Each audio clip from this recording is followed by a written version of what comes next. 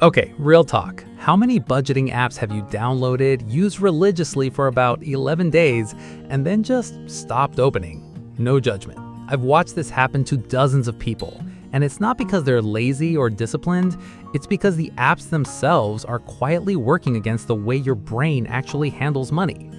So today, I want to break down exactly why budgeting apps fail so often, what's really happening psychologically when you abandon one, and what actually works instead.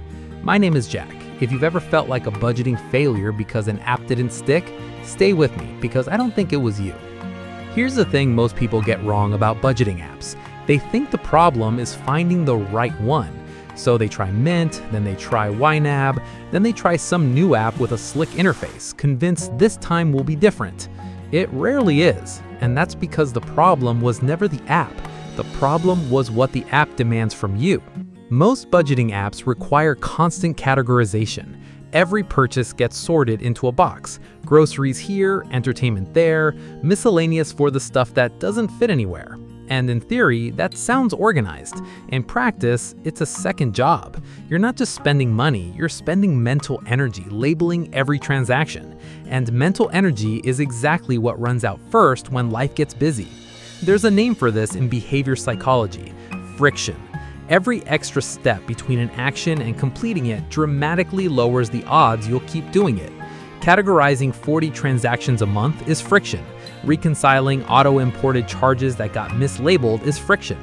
Getting a notification that you're over budget in a category you don't even care about, that's friction too. Except now it's emotional friction, because nobody enjoys being told they failed by their phone. And here's the part that really gets people. The apps are often most useful exactly when you have the least energy to use them. Stressful month, tight paycheck, unexpected expense. That's precisely when tracking every category starts to feel unbearable, so people quietly stop. Not because they didn't care about their money, because the system asks too much at the worst possible time. Now, you might be thinking, okay Jack, but don't I need some kind of system? Absolutely. The issue isn't tracking your money, it's over-engineering it. Here's what actually works, and it's almost embarrassingly simple. Instead of categorizing every purchase, you track one number, just one. How much have I spent today? That's it. No groceries bucket, no entertainment bucket, no arguing with yourself about whether a Target run counts as household or personal, just a running total. Why does this work when categorized apps don't? Because it removes almost all the friction while keeping the one thing that actually changes behavior: awareness.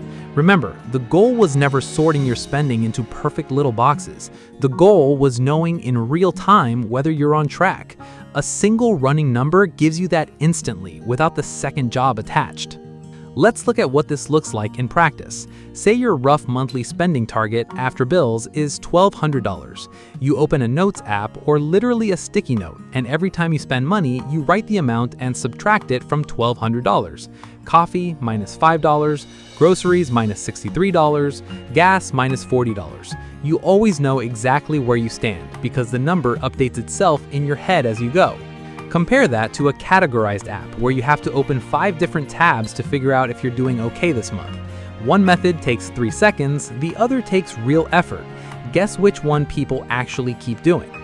There's also a deeper reason this simpler method works better, and it comes down to what psychologists call cognitive load. Your brain has a limited amount of decision-making energy each day. Categorized budgeting spends that energy on classification. Simple tracking spends almost none of it, which means you actually have energy left to make the decision that matters. Should I buy this or not? The app isn't supposed to be the hard part. The decision is supposed to be the hard part. Now, I'm not saying categories are useless forever. If you genuinely want to know where your money goes in detail, that's valuable information. But here's the mistake people make. They try to do detailed categorization and consistent tracking at the same time, right out of the gate. That's like trying to learn to drive and parallel park on day one. Start with the running number. Once that becomes automatic, which usually takes about 2 to 3 weeks, you can layer in more detail if you want it. Foundation first, complexity later. Here's the harsh truth. Most people don't fail at budgeting because they lack discipline. They fail because they picked a system that required a level of effort their actual life couldn't sustain. That's not a character flaw, that's a design flaw, and it's fixable. But here's the hopeful part. You don't need a smarter app, you need a dumber system. One number, updated daily, no categories, no guilt spirals over a miscellaneous tab. That's genuinely it. If you remember one thing from this video, remember this. The best budgeting system isn't the most detailed one. It's the one you'll actually still be using in month 3. Simplicity isn't a downgrade, it's the entire point. Try the one number method for the next 2 weeks before you touch another app. Because on this channel, we don't do complicated. We do what actually works.